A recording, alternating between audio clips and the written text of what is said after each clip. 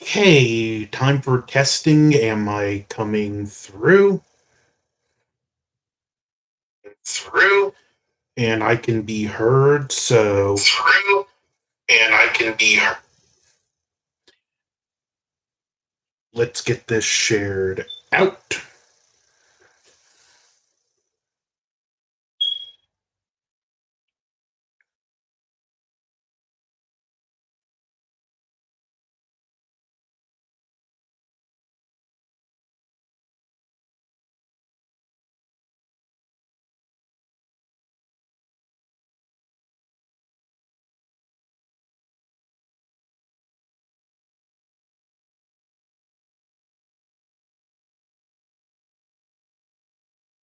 Hey, Chad, how's it going?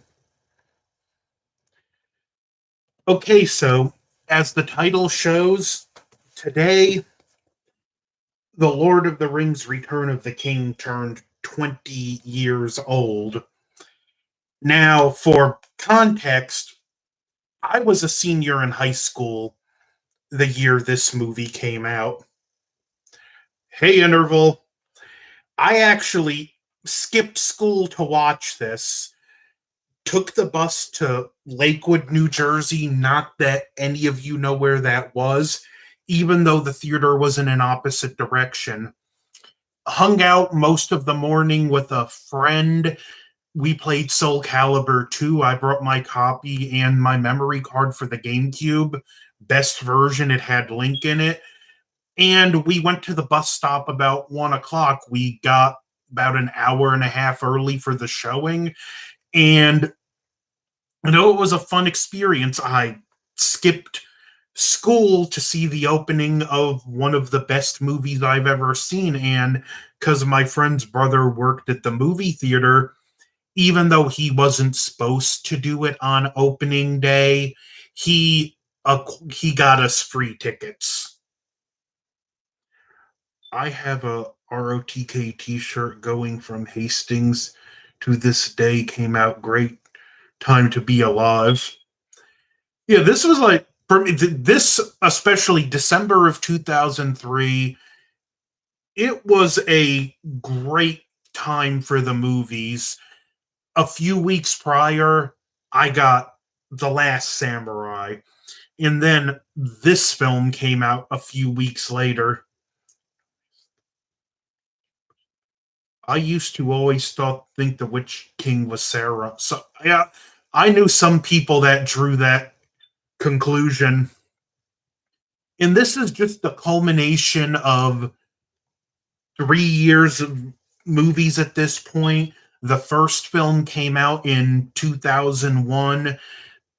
One of the first big post 9/11 movies to come out, 2002, which I was a junior in high school for The Two Towers, and 2003 we got Return of the King. So these are like movies that came out at like a very interesting time, and especially like what we were going through, it was very weird times as a nation. We were still kind of like best piece.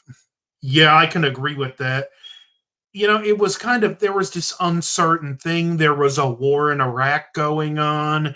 We were still not fully recovered from 9/11, and this movie came out and it showed us no matter how dark things look and how bad they seem, there is always hope because this movie it just perfectly balances hope and hopelessness throughout where it shows things get as bad as you think they can get, and then you get a sliver of hope only for things to get worse, and it just keeps that balances that to keep you engaged. Plus, this is the culmination of all the emotional storylines for Sam and Frodo going to Mount Doom with Gollum, Aragorn accepting his destiny as king, which he doesn't want, even though if you read the book, he leaves Rivendell with Elendil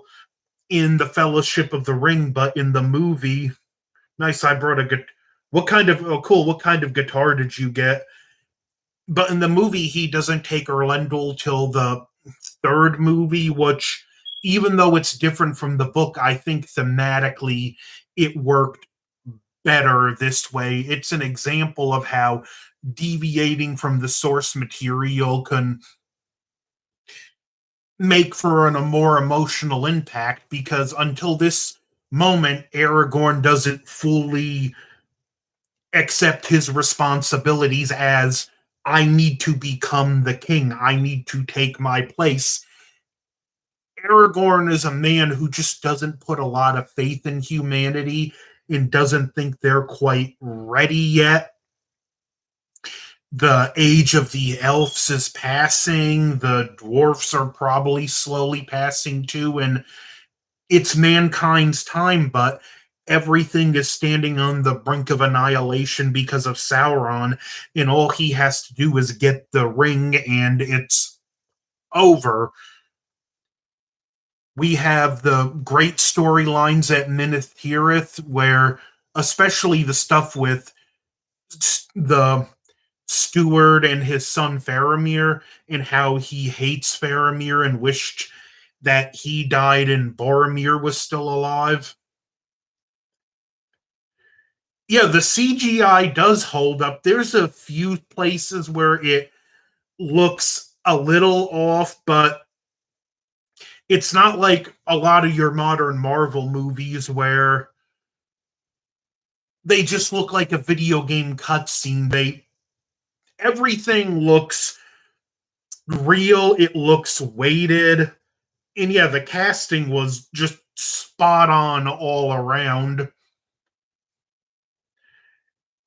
But we have, just like I said, it's all the storylines converging. Rohan after the Battle of Helm's Deep. We have a nice scene where even they're advising, and Gandalf pretty much tells them, if Gondor calls, Rohan needs to answer to help. And King Theoden, who after everything Rohan went to is a little bitter, and he's like, why should we answer? Where was Gondor when we were at need? Even though it's clear at this point, like, if we don't stick together, we're going to die. So we do have stakes, and it does give some suspense for a moment, and probably the single most impressive shot in the film, editing wise, after they get to Gondor and Denethor knows about the death of Boromir. Pippin pleads servitude to Gondor to repay the debt of Boromir laying down his life for them. It's surprising how well Peter Jackson did it, since the last film was a horror comedy. Yeah, this really showed how much range he had. Of course, this was like a dream project for him. He even initially, I think it was Fox, 20th Century Fox, that was going to do it, and they had actually cut it down to, we want you to do it in two movies. Then they were trying to push him to do one movie, so he got basically negotiated an all or nothing gambit, where, if I can't find another studio to take on this film, then basically he more or less would be handing them full creative control. He took it to New Line, and Bob Shea, after looking at the presentation and everything they did, and Peter Jackson was actually trying to sell two films because he didn't want to scare anyone away. Bob Shea goes, wait a minute, why are you doing two films? Aren't there three books? You should do three films. What did you guys think of his take on? Honestly, for the most part, I enjoyed his version of King Kong, but my biggest criticism, strangely enough, was Kong himself. I don't think making Kong look and act like an actual silverback gorilla was the right move. Kong, I feel like, should always be treated as his own species of great ape.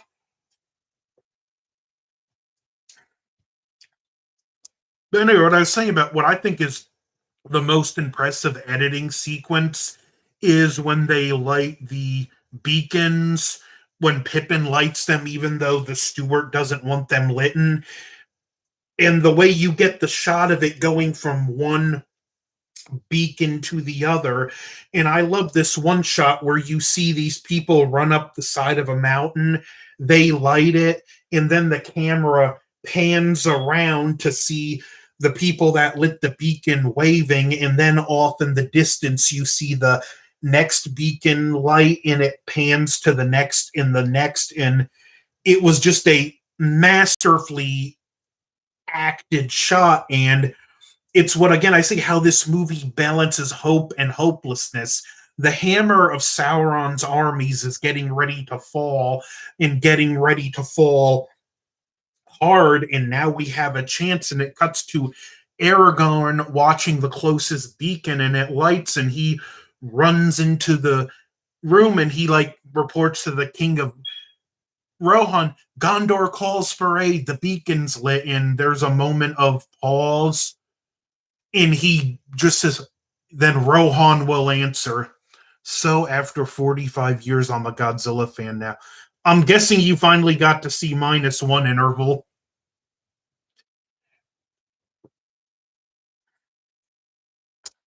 But yeah, like I said, that was just, for me, it's one of my favorite sequences in the movie. Interestingly enough, for those who've read the books, and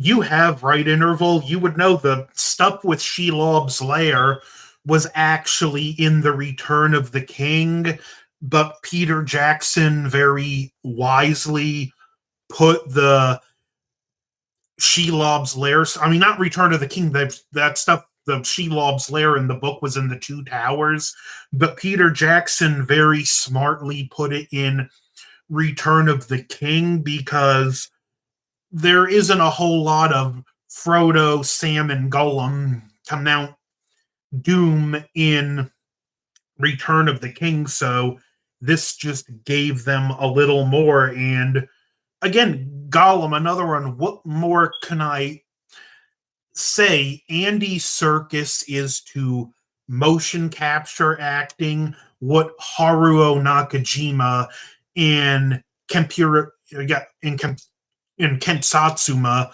are, well, more Haru Nakajima, but he is to motion capture acting what Haru Nakajima was to suitmation. He was the pioneer. His role is the one that put it on the map with Gollum, which is still, for all CG from the early 2000s, Gollum holds up incredibly well. I'm glad Peter Jackson did add the singing from the animated film. Well, those songs are actually from the books, because there's actually some decent, not a whole lot, but there's a good amount of songs in the books. But yeah, I'm glad they were incorporated too. Like, he actually used at times songs to tell the story too, not in a musical way. And again, if you haven't read the books, I would recommend them. They're like interesting reads, because Tolkien was a survivor of World War One. In like, you could see some of the horrors he experienced in that war translate itself to the books, like the in the Two Towers with the dead marshes. I mean, you just have to know enough about World War One history to draw parallels to the Western Front. And it's sad schools are trying to ban. Oh, why would they be? What's so wrong with these books that they try to ban them? But like saying, the dead marshes, if you know enough about World War One, you can draw a easy parallel with the dead bodies in the mud in the Western Front. Even the line when in Return in the Fellowship when Boromir is talking about Gondor, and he talked about how even the very air you breathe is toxic. That was a very great nod to how his experiences in World War One shaped his writing, because in World War One, at any moment, the very air you breathe could and would turn toxic because they used chemical warfare, poison gas. But it's just interesting that even though Tolkien seen all these horrible things in World War One, he's seen things that would probably break any of us. When you look at his writing, he never lost faith in humanity. He always had that faith that mankind could be better, could do better. Contrast that with another great author, Frank Herbert, who had little to no faith in humanity. And I believe that was after him being a few years as a Vietnam combat photographer. I may be wrong about that, but when you compare with the two men seen, I think it's interesting that the man who lived through the most horrifying war imaginable held on to his optimism. But we even see in this film and some of the other, I love how we get the subtle manipulation of, in this, as you see, I'm not going chronological. This film is just too long, but you get the subtle manipulation of Gollum turning him against Sam, dropping the hints he's going to ask for the ring, to the point where it culminates where he throws the lambus bread off the side of the mountain after sprinkling some of the crumbs on Sam because he knows he has to do this before Shelob's lair. And it is a great emotional scene where Frodo turns him away and says, "You have to go home." Another great scene I love, and this is in the extended cut, and it's something from the book, although they didn't flush it out like it was in the book. They come across this statue, and the head of a king was taken off, and it had like a orc helmeted head on it, and they look down and they see the statue's original head, which in the book, when they were on their way to the gates of Mordor for the final battle, the statue gets repaired, but it had flowers growing on the head of the statue, and Sam said something to the extent of, "At least the king still has a crown." And for a brief moment, the sun breaks through the sky and lights up the statue, and then it goes away and it's dark. And again, it goes back to that absolute hopelessness, but there is still hope. This movie doesn't promise it's going to be easy. It promises things are going to get worse before they get better, if they ever get better. But it also says never give up, hang on, because the hope is always out there. And that is a powerful message. Not only does the CGI, with the exception of a few moments, still hold up well, even better than some recent films, but the emotional core story, I think, is more impactful now than it was when it came out 20 years ago. Yet Samwise is one of the like most important heroes of the story. Yeah, I believe Christopher Lee, he was actually related to Tolkien somehow. He was related to Tolkien, and I believe he was also, through marriage, related to Ian Fleming, the author of the James Bond books. So, pretty interesting guy. He had a at least loose relation to two famous authors. In another fun note, in the extended cut of the film, when we see Sauron's demise, when Grima Wormtongue stabs him in the back, If you listen to that sound Christopher Lee makes, he told Peter Jackson, I should make this kind of sound because that's the kind of sound someone makes when they're stabbed in the back. And Peter Jackson was like curious and asked, he's like, how can you how do you know that? And all he said was, well, because Christopher Lee was a World War II veteran. He said, I forget how he worded it, but it was something to the extent of, I was with British Army intelligence during World War II, and all I can say was, to this day, there are things I did that I still cannot talk about. So yeah, Christopher Lee, in addition to being a really good actor, he lived a pretty hardcore life, British Army intelligence during World War One, and he did things that were never declassified. So, if that man could have told the true story, the full story of his life, it would have been fascinating. Now, in the book, Saruman and Wormtongue don't die there.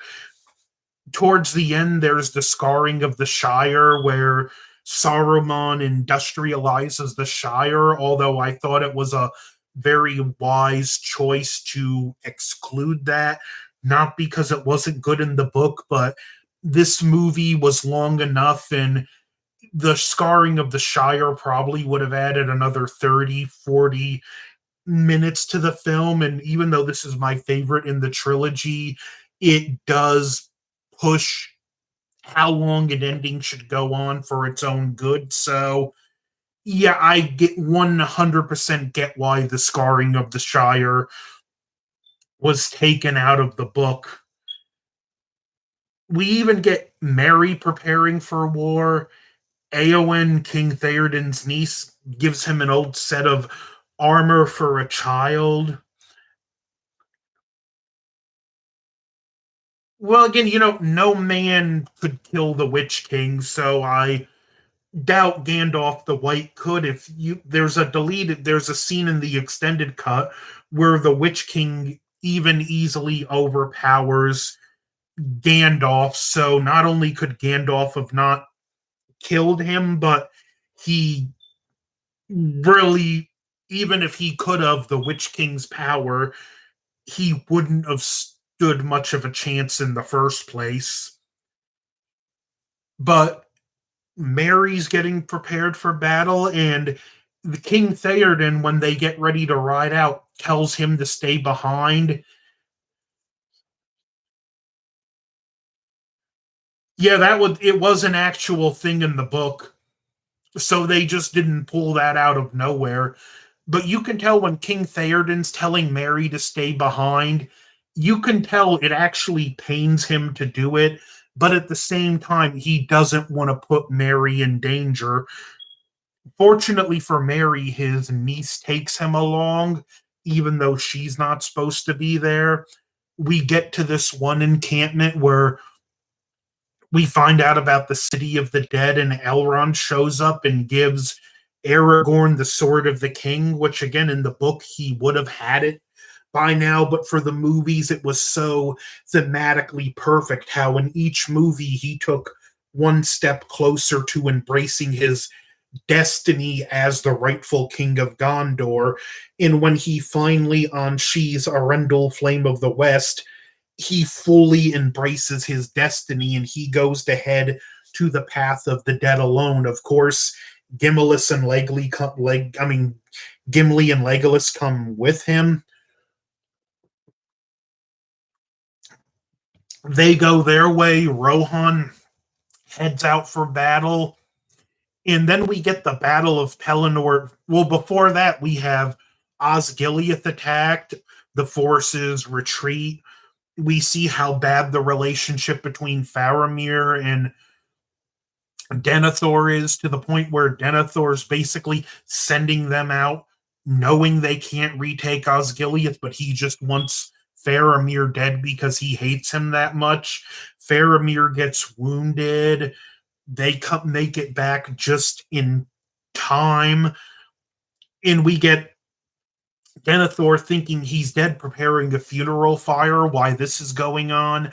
The Battle of Pelennor Fields is happening. There's siege towers with trolls, just a massive army of Mordor orcs. And like, I remember the two towers. Like, how are you going to top the battle for Helm's Deep? And Pelennor Fields was just on so much of a grander scale because it's a siege. They get into the city. There's the charge of the Rohirrim on the battlefield. There's just so much more going on. Aragorn gets the army of the dead, which they were cursed by Isildur after the original War of the Ring because they never helped Gondor, and their souls were just bound to limbo until Gondor was in need and they would fulfill their oath. Now, in the book, they just helped take the ships, and Gondor and Aragorn held their oath fulfilled, and it was Gimli, Legolas, the sons of Elrond, and some other elves that got the boats and made it to Gondor. Now, why this is going, it's just getting worse and worse for Gondor. Minas Tirith, like every level of the city is falling. They even There's a point where they even have to save Faramir from getting burned alive. And this is when the Witch King shows up and actually breaks Gandalf's staff before the charge of the Rohirrim. One of my favorite parts too is when Pippin is actually rightfully so terrified and he's afraid of dying, and one of the most emotional moments of the movie, he gives this speech about how, death is only the beginning, and he talks about, the mouth of, I'll get to him soon enough, what death is like and how the gray shroud of this world is unraveled, and how on the other side you see this beautiful shore, open fields, and a beautiful sunrise. And Pippin, still terrifying, tells him that doesn't sound so bad, and Gandalf's like, it's not. But then the Rohirrim show up, and we see again King Theoden. I love how fascinating this character is. He's a very pessimistic character, but he's a character that never gives into his despair. Even when they first ride out after the beacons are lit, he basically says something, thinks to himself something to the extent, the doom of our time is to be decided at Minas Tirith. And even the speech he gives to rouse the men at the charge of the Rohirrim, it's ride to ruin and the world's ending. Like, he has no hope that this will work, but he still knows this is better than doing nothing. There's one point where someone even says, we don't have enough men, and we can't break their lines, and he says, no, but we will meet them in battle nonetheless. In another great moment of just balancing the hope and hopelessness, the Rohirrim charge, and we actually see the orcs get terrified, and it looks like they're turning the course of the battle, only for humans riding these elephants, the multi-tusked elephants, to flank the Rohirrim. And it's like, oh no, they almost had it. And the Rohirrim now have to, it goes from the orcs fighting a war on two sides to now the Rohirrim, and it just gets worse. Then Aragorn, Gimli, and Legolas show up with the army of the dead, and you just get this green flood of death killing every orc in sight. Why this is going on, we get the part with the Witch King. King Theoden sees his niece is there, and he tries to get to her. The Witch King's Nazgul picks up the horse, and he gets crushed by his own horse. Mary stabs the Witch King in the back, and we see it like does something to his arm. And then he tells Eowyn that no man can kill me. And we get the moment where she takes off her helmet and she tells him, I am no man, before stabbing him in the face. And he dies. It was a great moment, like for all the cringe that the moment with the female Avengers moment was in Endgame. This was what you could call a female empowerment moment done right, and it felt well earned, and it was taken out of the book. The army of the dead quickly dispatches the orcs. We get some more great scenes with Gimli and Legolas taking their competition on who kills more, where Legolas downs one of the elephants and all the people, and Gimli's like, that still only counts for one. And I seen this scene after the battle where it's criticized, and people are like, why didn't they use the army of the dead to march on Mordor? Even Gimli pointed it out in the movie. But if you look, the King of the Dead, you can tell he really had no intention of helping Gondor anymore. He's like, Gondor was in need. I helped Gondor basically. And Aragorn very wisely saw that and realized that and told him, I hold your oaths fulfilled. And they were able to peacefully pass into the afterlife. I think, had he said, no, there's one more task for you to do, I need you to march on Mordor, they probably would have just attacked the Rohirrim and the people of Gondor and like, well, if our oaths are never going to be fulfilled, we're bringing you people down with us. And also, another worst case scenario that I'm sure crossed Aragorn's mind, if they enter into Gondor, what happens if the Witch King comes? I mean, not Gondor, Mordor. What happens if the Witch King comes across the ring? What happens if he can take it from Frodo? It's not like it would have stopped Sauron from getting the ring back. It still would have been game over. So yeah, he was too much of the King of the Dead. He was way too much of a variable to bring into the finale. And then we see, well, one thing too, if you notice, the when the Nazguls fly over, the fear you see sink into people. In the books, it talks about what's called the dread disease, and it's an infection of fear brought on by the ring wraiths. It doesn't really verbally talk about it in the film, but it shows it. Even like Aragorn curing Eowyn. In the book, it says that the hands of the king are healing hands. Now, if we go back a little, we have Gollum lead Frodo into Shelob's lair, and we have the chase with Shelob, which is great. A big, creepy, giant spider that was modeled after a New Zealand funnel web.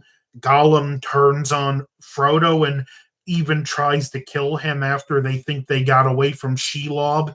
And it's Sam that winds up saving the day and defeating Shelob. In the book, it even states that no orc or even champion of Gondor was able to afflict Shelob with such a grievous wound. Could the ring wraiths? They can be hurt by fire, but not killed by them. Their life force is tied to Sauron and the ring, so as long as Sauron and the ring are around, and I don't know, maybe the no man would work on the others as well, but basically, the way I always took it, the only surefire way to kill them would be to destroy the ring itself. Now, Frodo had been stung by Shelob, and we think he's dead at this point, but we hear by some orcs, oh no, her venom just immobilizes them. And when they wake up later, that's when she feeds. So Sam has to go into this tower by himself, and he has to deal with the orcs, which he handles very well. And he saves Frodo, and he reveals, no, it's not over. I have the ring. And we get the moment where Sam is hesitant to hand the ring back, but he does. And we even see that the ring is getting heavier and heavier, and there's scarring on Frodo's neck from the chain. While this is going on, we have another great scene where Aragorn goes into the throne room and he grabs the Palantir at Gondor, and he looks into it and shows Sauron the sword of the king. And he's like, yeah, I got this and I'm coming for you. And his plan is to keep, they know Frodo and Sam are making it to Mount Doom, so they need to keep Sauron's eye fixated on them. So he does this, he issues the challenge, and they march out to Mordor. We get some more stuff of Frodo and Sam traveling to Mount Doom, including them almost getting spotted by the Eye when the army of Gondor and Rohan make it to the Black Gate, and we get, this was a deleted scene, but as Chad mentioned, the mouth of Sauron, which in the book was described as the Dark Numenorian. What the Numenorian, that's what Aragorn is. He's of the line of Isildur. The Silmarillion and Book of Lost Tales can go into that more. They were originally from the land of Gondula, which was its downfall was brought about by the first Dark Lord, which Sauron was a servant of the original Dark Lord. Fun fact not a lot of people know about. But yeah, this Dark Numenorian is basically of the same line as Aragorn. He just serves Sauron, and he tosses Frodo's mithril vest, and he's telling him, oh, his suffering was great. And then he even starts trash talking, and he tells Aragorn it takes more than a reforged elvish sword to be king. And Aragorn cuts his head off, which we hear about, like the Numenorians, that they're blessed with long life. That's because the Numenorians, Aragorn, they're descendant of a people that were interbred between human and elf. So Aragorn, yeah, he does have elvish blood in his ancestry. And at this point, they run back, the gates open, and the forces of Mordor march out and surround the the united forces. Now, for the men of Gondor and Rohan, they know they have no chance for victory.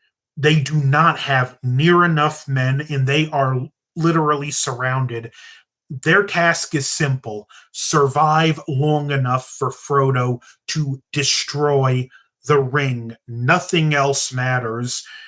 Viggo Mortensen gives a phenomenal speech, and we have them all charge the line. And then we finally have the final descent up Mount Doom. Another great moment where Frodo's too weak to go on, and Sam's like, well, if I can't carry the ring, I'll carry you. There's another tussle with Gollum. Frodo gets into the mouth of Mount Doom, but he finally gives into the corruption of the ring and puts it on. Yeah, for Frodo, that was a great line, especially that Merry and Pippin were the first ones to charge in after them. And I even love that in Tolkien's writing, that even the littlest in ones can play the biggest role. It's just, again, it's another great optimistic message.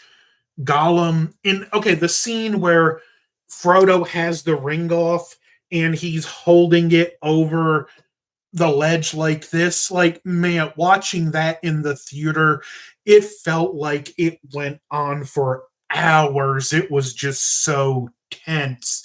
Then he puts the ring on, the eye gets drawn to Mount Doom. And this is, again, back to hopelessness. A troll shows up and it's looking like it's going to kill Aragorn. Gollum bites Frodo's finger off to get the ring, and they get in a tussle, and Gollum falls into the mountain with the ring, and you can tell he like doesn't even realize he's falling to his death. He's just happy to hold the ring, and the last conscious thing he does is hold his hand up as if just hoping the ring can get one last chance to endure. The ring falls in the lava and it takes a while to melt. And again, this like it was like such this scene in the theater, it was such a wave of just relief when we see the tower.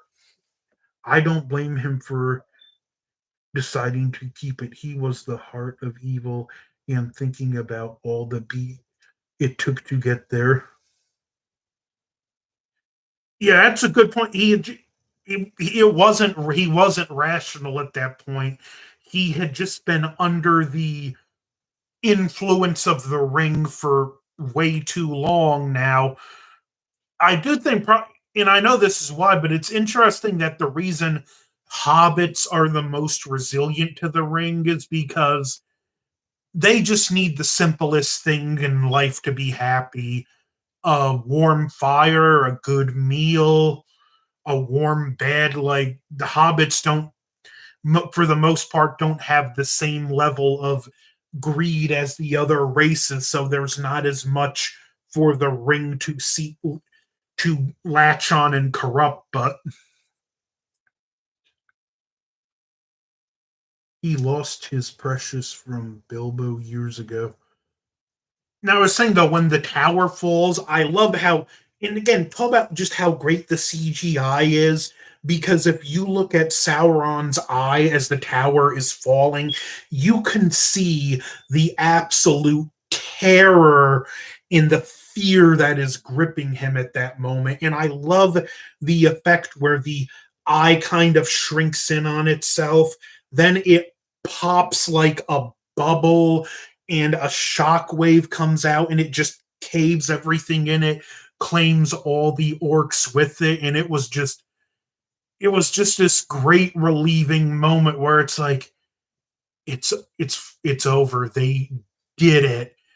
And then Frodo and Sam get trapped on a rock on Mount Doom, and Gandalf comes in with the eagles to save them, and we just get the many endings, which if you read the book, like there are a lot more many endings. We get the Fellowship reunited, Aragorn's coronation, him being reunited with Arwen. No, he can't get his form back. The only reason he was able to come back to the extent he did was because he poured a portion of his life force into the ring, and that portion of his life force in the ring was his only anchor to Middle Earth. So if you destroy the ring, you destroy the only thing anchoring himself to Middle Earth, and he can never come back. So yeah, he's defeated for it. He's forever defeated. We get the hobbits going back to. I do another great scene I love is after the coronation. The Frodo, Sam, Merry, Pippin, they all kneel to Aragorn, and he tells them, "No, my friends, you kneel to no man." And he kneels before them, and everybody in attendance at the coronation kneels before them. And it's again what I love about the kind of leader Aragorn is. He's not the person that wants power. He doesn't seek it for himself. He can care less about the authority it's going to give him, but he takes it because he knows if he doesn't do this, something much worse is going to happen. Which again, it's Tolkien's writing. Tolkien never lost that sense of hope. He always believed things could get better. This was a man who survived absolute hell on earth in World War One. He was in the Western Front. The Western Front is the scariest environment that could be imaginable that was ever on this earth. Mud, blood, tangled barbed wire. You never knew when shells were going to explode with poison gas. There were things like mustard gas used in the war, which you can get exposed to, breathe in, and you'll be initially fine. But hours after the exposure, every bit of what your body that was exposed to it, internal and external, begins to swell and blister. Again, it's one thing I can't state enough about what made his writing so special.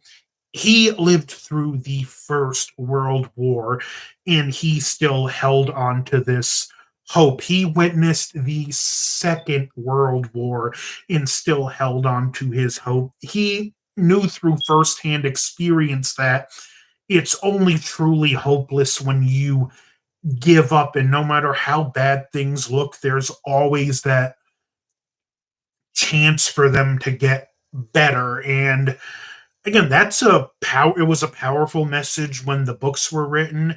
It was a powerful message when the movie first came out, and I think it's even more powerful now when we look at just how bad the world is. And I watch this movie, I can't help but feel optimistic and think, as long as we don't give up, there's always that chance things can get better. The chance for things to get better will only become zero when we give into despair. And, it's a great message. And it's one of the core themes of Tolkien. In the book, I will add that in the appendices, how the elves were going to the Undying Land, Gimli, he actually accompanied Legolas to the Undying Land, and talk about something else of the optimism of Tolkien. Gimli and Legolas and their friendship, that tells you what he thought about race relations, that it really doesn't matter. In pretty much every fictional universe, dwarves and elves always hate each other. And it was something that, like, it started with him, but yet he purposely made this dwarf and this elf become the closest of friends and show when you put your differences aside, when you get to know one another, your race is irrelevant. These two fought and bled by each other's side, and it was even though they aggravated each other for being an elf and a dwarf, like, they were not an elf and a dwarf to each other. They were brothers. Another great message. They get to back to the Shire, and we get the final ending. They're going with Bilbo because Bilbo has been given the honor of going on the last ship to the Undying Land, but it's also Frodo that's going.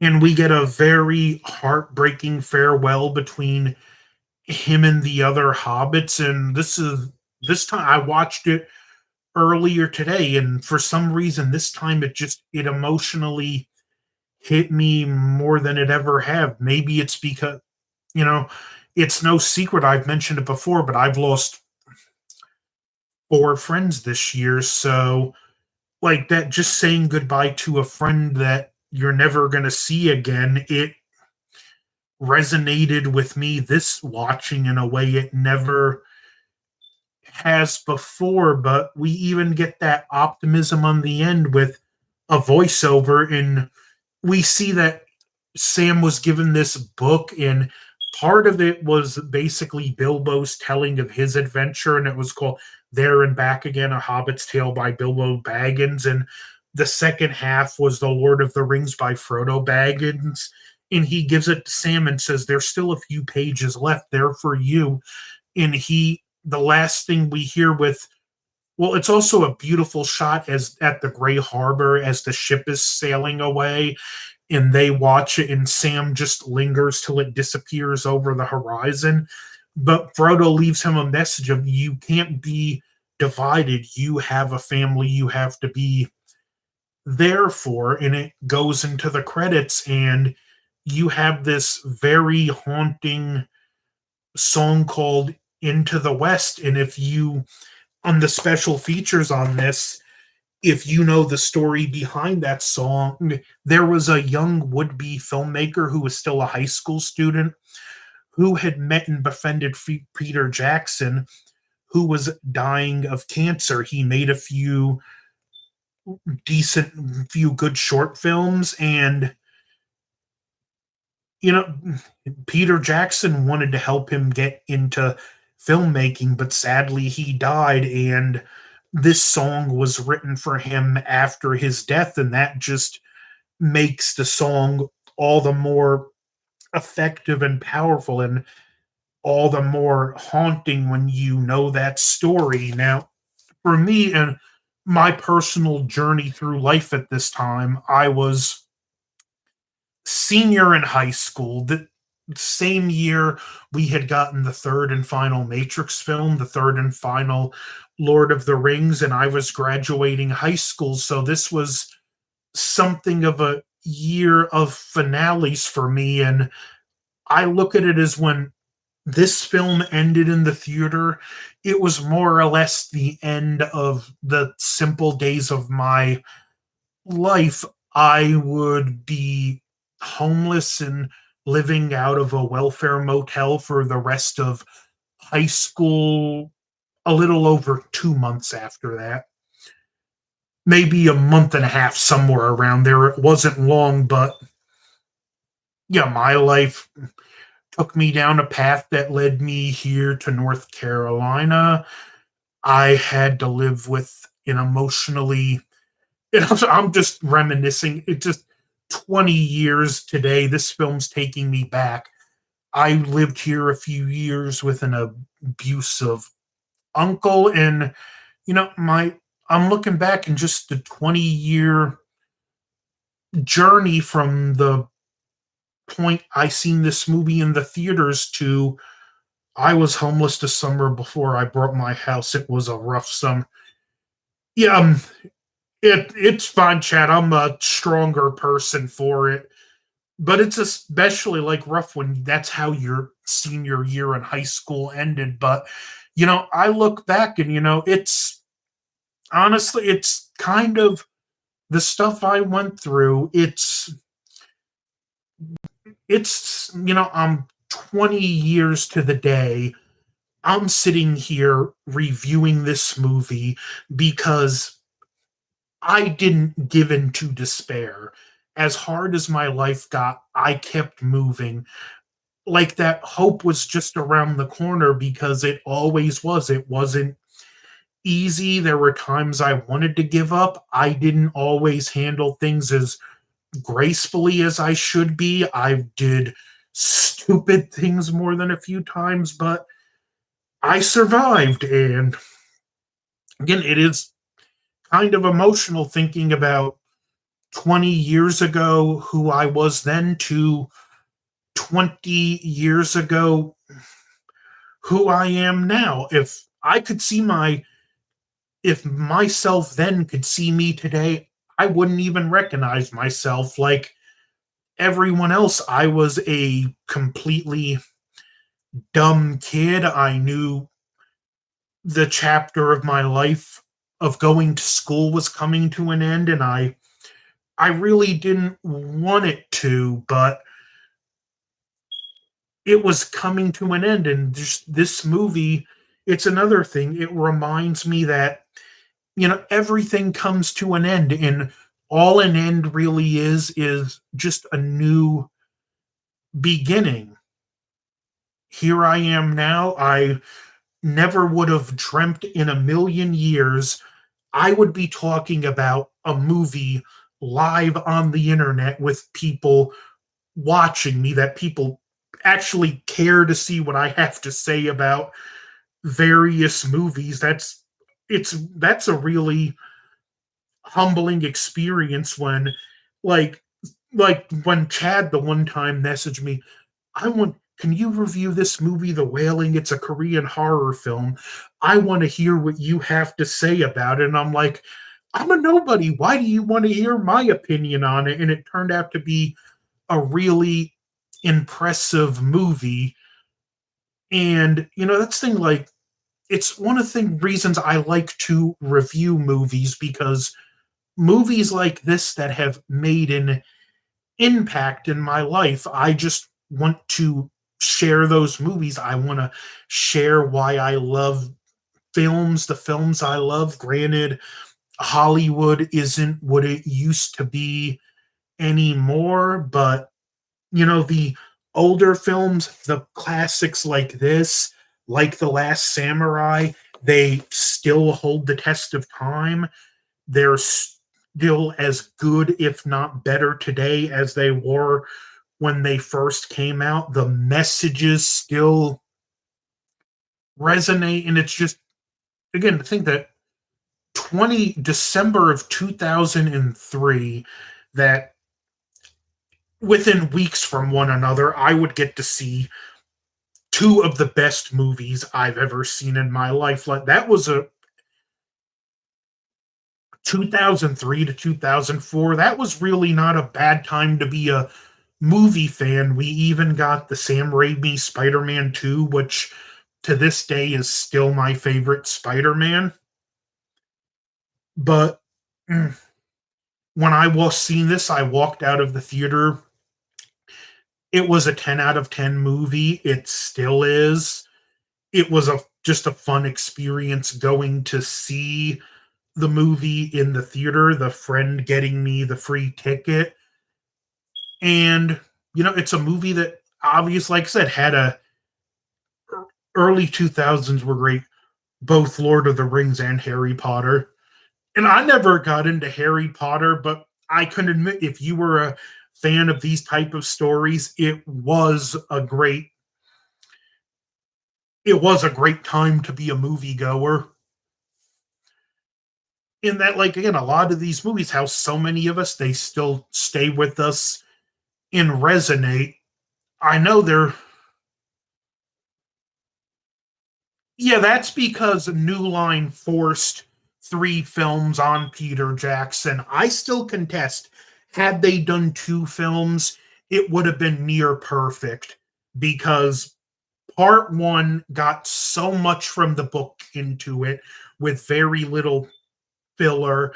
And the Desolation of Smaug and the Battle of Five Armies, they had more filler than book material.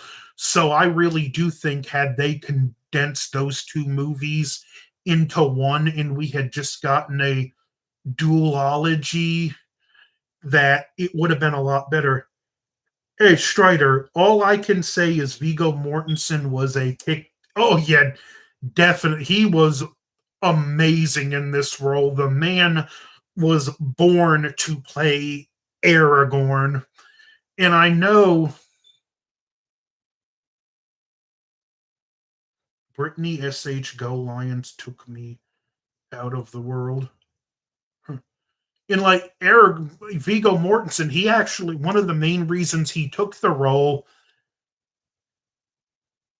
is because his son loved the books, and his son's favorite character was Aragorn. And he said that when he got the call about it, he said his son was absolutely beside himself at the thought that his father might be playing Aragorn. Elijah Wood, perfect as Frodo. Ian McKellen as Gandalf. Do I need to say anymore? Like, and and again, it was one of the this is what happens when everyone involved in the movie actually cares. Vigo is really talented. He's played all sorts of characters, speaks on so many different levels. Vigo's acting is very in every movie is amazing. Yeah, and I'm surprised he never got more work. Even in like Texas Chainsaw Massacre 2, he I mean 3, not a great movie, but he still did a he put everything he had into the character he played. History of Violence, a very different role for him, but he was great. The actor for Sam didn't even know Lord of the Rings was. He had to rush to Barnes and Nobles the next day. Yeah, but again, look what happened though. He went out, he did his research, and he quickly became like a Tolkien scholar. Like he was one of the ones that in between, well, they all are, but in between takes, they were pouring through the books. Like I said, this is what happens when everyone involved actually cares. And also, the studio at, kept their distance. There wasn't much studio interference in this. That is unheard of. These films would never be made this way today. The man can speak so many different languages. Yeah, he can. And he's one of those actors, even though you like physically recognize him in movie to movie, he just gets so lost into the character, you almost forget, wait, that's Vigo Mortensen. Absolutely phenomenally underrated actor. And of course, this movie it cleaned house at the Oscars. Even though The Last Samurai is my second all-time favorite movie, I this one deserved it more. I knew it back then, I know it now. I still kind of shake my head as to why that film didn't at least get nominated. But again, and it was also a great thing because films like this typically get ignored at the Oscars. So to see it clean house, and you know what's up for, again, not that I care about the Oscars anymore, but with Godzilla minus one up for Best Picture, I can't help but wonder 20 years later, is history going to repeat itself? Are we going to have another film that the Academy likes to snub actually walk home with the biggest accolade? I doubt it, but if that movie wins, it's going to make history. And I know this kind of contradicts what I said because these were the most expensive films ever made at the time, where minus one is one of quite literally, by comparison, on the cheaper side of films made. But I'm kind of like still hoping for the underdog. Now that you mentioned Last Samurai, I cried when the samurais were gun. Oh yeah, that scene, and like, yeah, that scene was gutting because you had that moment of, oh wait, they can actually do it, and then no, they got the Gatling gun off. That again, that's another like, I already did a live stream talking about. Hey, YYTT. Hey Anthony, I got in. I'll have to rewatch this later. Hope everything's doing well. Yeah, everything's doing well.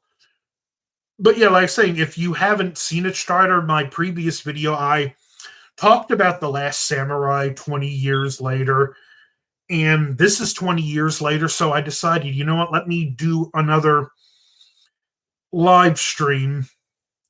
But again, it was like back then, interesting time to be a movie fan. Films like this where people cared, like everyone gave great performances. Even like the smaller roles, like even Brad Dourif as Grimo Wormtongue. I know most people just know Brad Dourif for Chucky, but he's actually a high caliber dramatic actor when he wants to. Another great example of just the depth of performance he can give. Watch Exorcist 3. He gives a powerhouse performance in that movie. Not someone that on the surface you would think of for a movie like this, but he nailed Grimo Wormtongue out of the park. And again, that's like the brilliance of casting when you could see something in actors that maybe conventionally you'd think, oh, he wouldn't be right for a movie like this, but the right director and right casting that just knows in their gut this person is right for the role, you can make magic happen. And it's another one where Grima Wormtongue, I can't imagine anyone but Brad Dourif playing him, and it's always cool to see someone known more for horror make their way into an acclaimed film and get praise for their performances because that's a genre that always gets dumped on big time and they're afraid to even praise them. Have you ever seen Brad Dourif play anyone who's not a dark character? Uh Let me think. Not that it's a good film, but I think you can make an argument his Sheriff Brackett really wasn't a dark character. But yeah, he is great at those dark characters.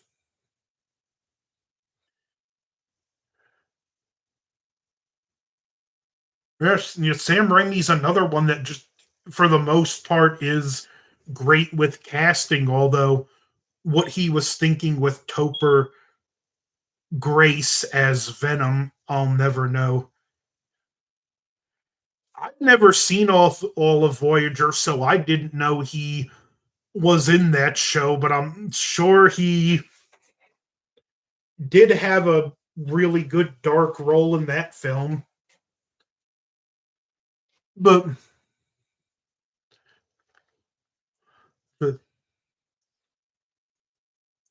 man, see this one, Sam Raimi.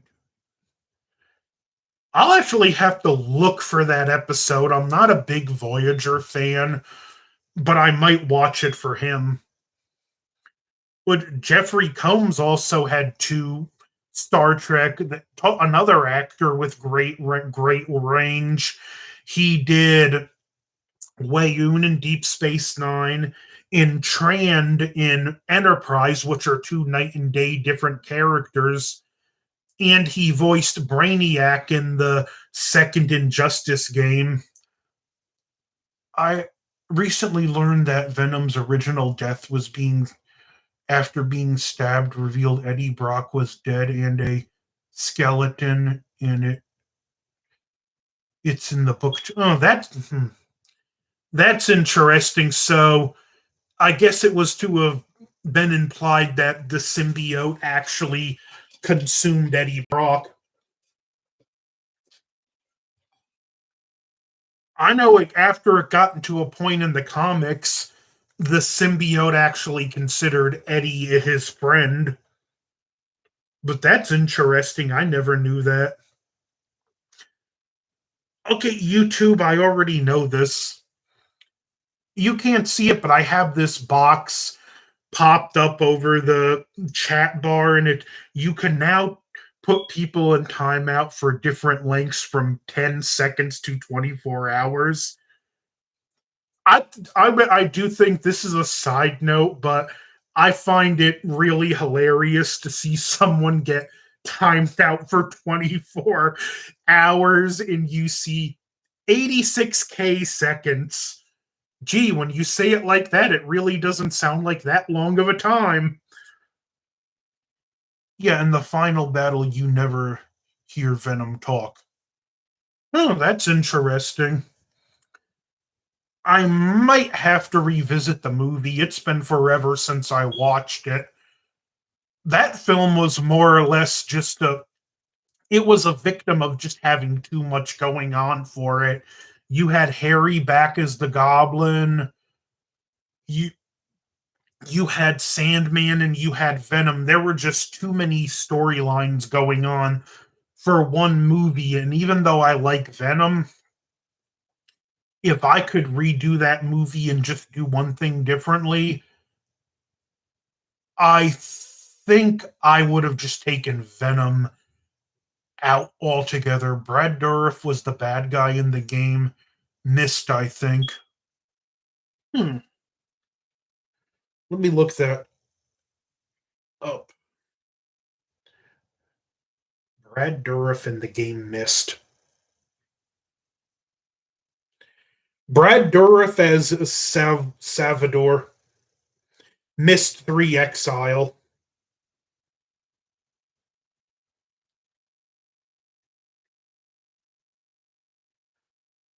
Oof. Yeah, speaking of, did you hear the rumors about there being a Metroid movie and um, Brie Larson rumored for Samus?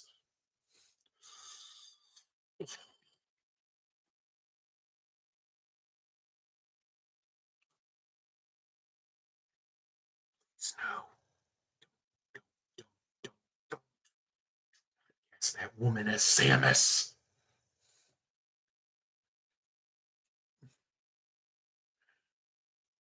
I do have hopes for the Zelda movie. I do hope it's treated as a quality, like fantasy film with just like great practical costumes. I wouldn't watch it. I don't care if she's a big Nintendo fan. She's just too unlikable. And just, yeah, I agree. Now, but that's the rumor. Let's just hope it stays a rumor. But I would be curious to see those movies. Only Zelda, you can make it PG. I think that'd be fine. But for Metroid to capture the look and feel of the games, if you're not going to go PG-13, I feel why are you even going to try that? Really needs to be a PG-13 movie. Stay a dead rumor. Rather, I see a young Samus not in her 40s. Is that how old? That shows you how little I care about Brie Larson. I don't even. I'm like, is she in her 40s? But yeah, just Zelda PG can work fine. I think you can might even. I think G would be pushing it for Zelda. You'd be better off with PG. Definitely do PG-13, but I think yeah, PG definitely. And like I said, Metroid. Don't waste your time if you're not going to do PG-13. But I wonder who would be good for Samus. Yeah, she does look older. Oh,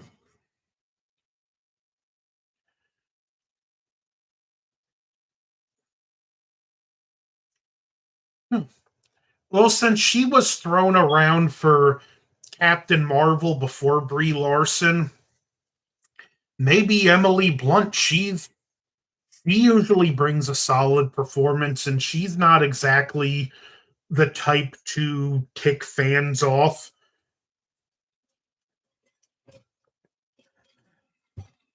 And she's even anti woke, so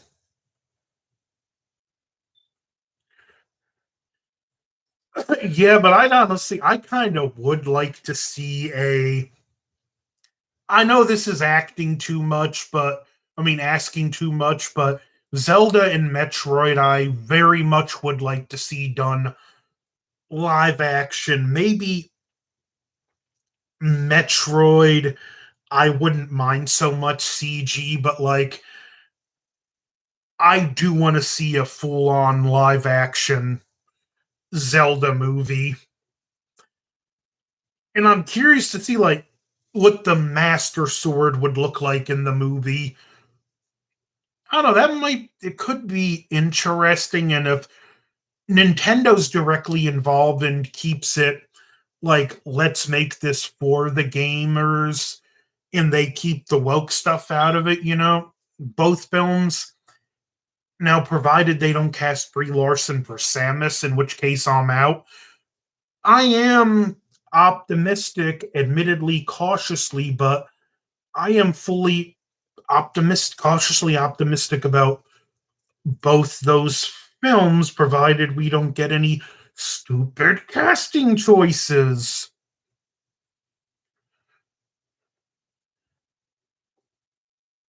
Even though I do think Advia Rod does for Zelda does make me a little nervous, but hopefully it would be young Link or old Link. Well, if they do something based on Link to the Past, they can do both. Personally, I would just go ahead and just have Link as a young adult throughout the movie. He's just old enough to go out into the world on his own at this point.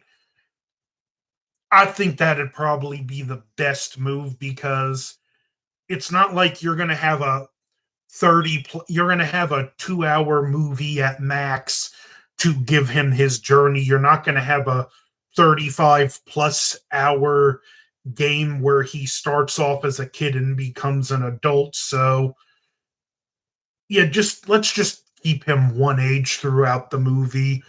I think it would tell a smoother story, but it's getting late. Chad, Interval, Strider, YYTT, thanks for stopping by. This has been Return of the King 20 years later.